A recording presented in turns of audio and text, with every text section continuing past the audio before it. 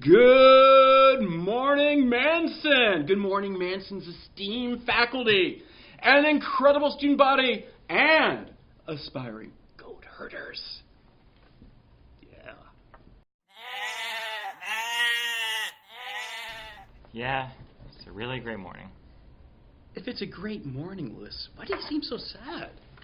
I'm just sad that No Shave November's coming to an end. I know. I feel the same way. I just really love my beard.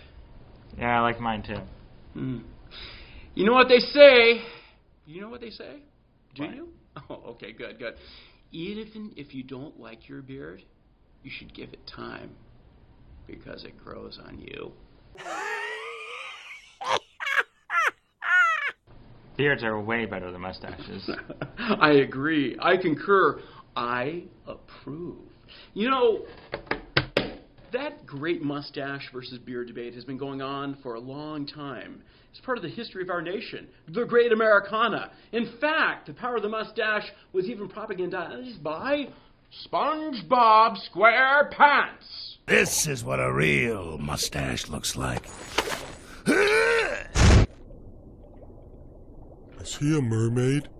Wow, that mustache versus the beard debate has really spread around. You're darn right it has. You are correct on that one. However, it is not as heated as the WSU and the UW debate. Well, in order for us to handle that debate, we must hand it over to Mr. Charlton and Mr. Brown. Let's do it. Welcome to the 2019 debate of both universities, UW and Wazoo. Representing Washington State University is none other Superintendent Mr. Charlton. Representing UW is Mr. Brown.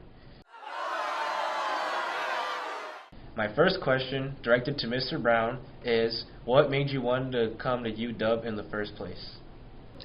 Since I was a young kid, my grandpa would take me to Husky football games, and I loved the energy at those games. It was the loudest thing I've ever been at up to that time, and that energy propelled me through my younger years. And then when I found out that their marching band was top-notch, it was a done deal. How about you, Mr. Charlton?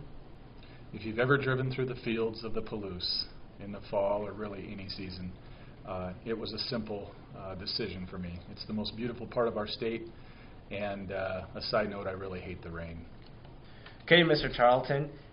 For you, who would win in a fight, a husky or a cougar? Really? This is really a question? A cougar over a husky? A little poodle dog versus the mighty cougar? Come on. What about you, Mr. Brown? While cougars might have an initial heavy attack, the huskies are in it for the long haul. Now, Mr. Brown, how many Apple Cups has UW won? I don't know if you as a student body know this, but for the past 15 years, Mr. Charlton and I have had an ongoing bet.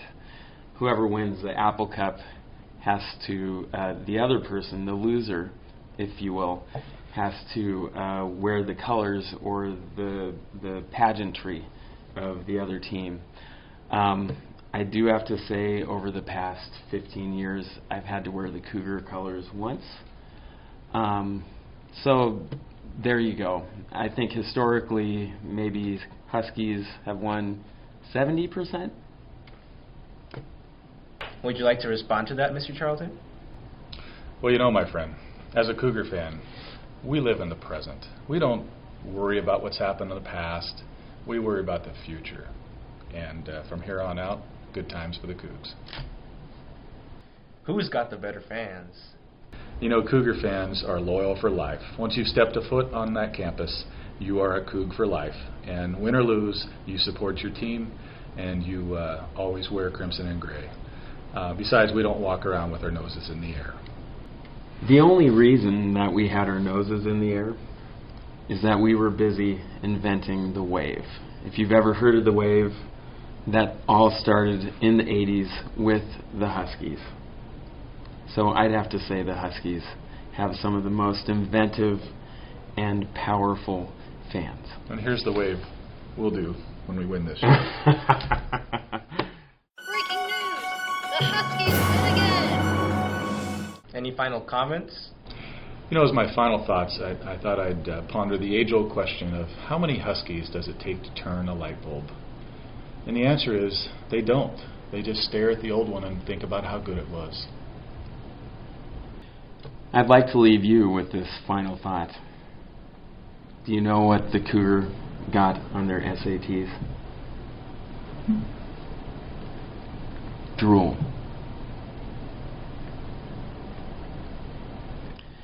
In all honesty, folks, my mother is a quarter Cougar and 3/4 Husky. My sister is a full-blown Cougar, and I actually do have 15 credits of full immersion Spanish through WSU. So I'm appreciative of anyone that goes to WSU.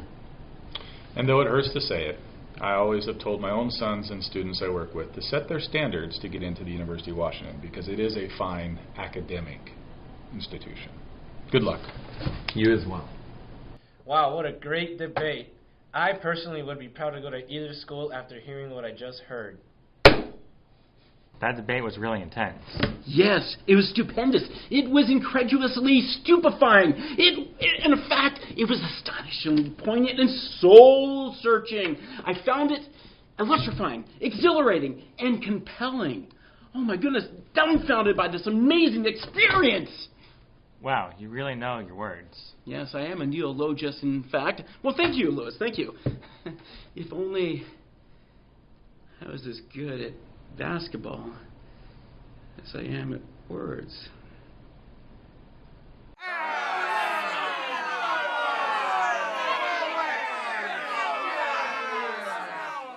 That was a good effort. Oh, thank you, Louis, for acknowledging my profound effort. However, maybe we should let Mr. Hellison handle everything having to do with basketball. Agreed. Let's go see Braden in the newsroom for an interview with the legend himself. I'm here with Mr. Hellison, and we're here to talk about this upcoming boys basketball season. What are the team's goals for the season? Our team's goal is to make Spokane Arena for the state tournament. We've worked incredibly hard since the beginning of summer, and we've consistently been top 2 in the league in defense, and we think with an improvement in our offense we can reach that. What do you think the biggest competition will be in league? Our league's incredibly tough. Brewster and Lake Roosevelt are both expected to be top 5 in the state, so we feel that by competing with them twice each, we feel that we can capture 3rd with 5 teams going between the north and south. Are you more focused on offense or defense? This is where Coach Nygreen and I kind of balance each other out. My passion's on the defensive end and getting them prepared to just fly all over the court, and then Coach Nygreen's passion's on the offensive end. So we balance each other out to produce the highest quality product as we can. What home game this season should our fans look most forward to? Well, I think they should come out and support every home game, but if I had to pick one, it's probably Brewster. They've got a freshman who he thinks he's going to be going to Division I. We've played them incredibly tough the past 3 or 4 years, and we can't stand each other, and it's going to be a dogfight. Fans are going to be rowdy, and so that's the one I picked. I love Manson, our athletes, and our school. I agree. We are part of a very special community. We are very blessed to be here. And as such, I think it is important that we pay tribute to one of Manson's #1 fans, Mr. Ben Smalley, who passed away recently. Like many Manson athletes, coaches, parents, and students, Mr. Smalley made an impact on Mrs. Teague. Please listen to her words as we commemorate Mr. Smalley, Manson's #1 fan. You know I love grandpas, but this one is at the very top of my list. Mr. Smalley, the #1 Manson Trojan superfan, would grab my hand after a game, win or lose, and tell me the things I did well. He helped me learn to focus on growth and to look for the bright spots. And after a 44-game losing streak that the Manson Trojans endured, there he was, still sitting in the same exact spot with his wife Elaine. Our team started to turn the corner, and we started to win. Mr. Smalley was still there in the exact same spot, yelling, "Beautiful!" He never wavered. We made it to state our senior year, and he was interviewed by Q6, the news crew. They asked him, "Ben, which one of these girls is yours?" He responded, "Which one? All of these Manson kids are my kids." That gets me every time. Ben Smalley exemplified what community means.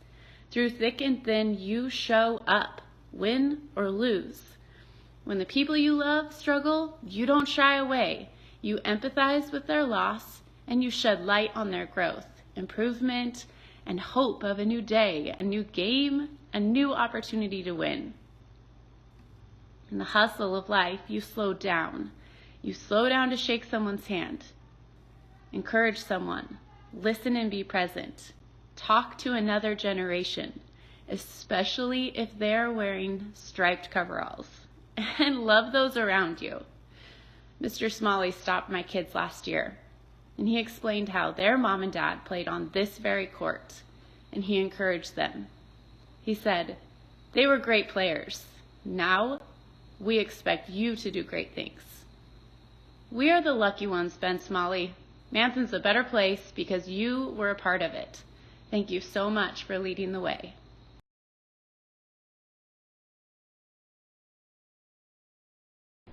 Our motto here is pride, passion, and grit. And Mr. Smalley definitely embodied what Manson pride really looks like. Thanks, Lewis. You're absolutely correct. Well, it's time for our last segment of the day. Are you talking about the segment on the harms of tanning beds? 44-year-old Patricia Crenshaw loves to tan. She may even be addicted to it. It is obvious you tan a lot. Yeah, I do. My whole life, though. Would you say you tan too much? No, I love to tan. And while this mother of five from Nutley, New Jersey arguably pushes her own skin to the limit, she's adamant she would never tan her 6-year-old fair-skinned daughter. Well, that's it for today, folks. We hope your day has been as great as our beards. Yes. May your day be filled with joy, inspiration, success, and sunscreen. But it's winter. Lewis, you can never be too safe. Gosh, I feel so good. That's true. Thanks for watching Manson News. Oh, and remember, eat your veggies. Always bring extra splits to your party. Mm-hmm. Arrivederci. Auf Wiedersehen. Au revoir. A demain. Adios. Bye-bye.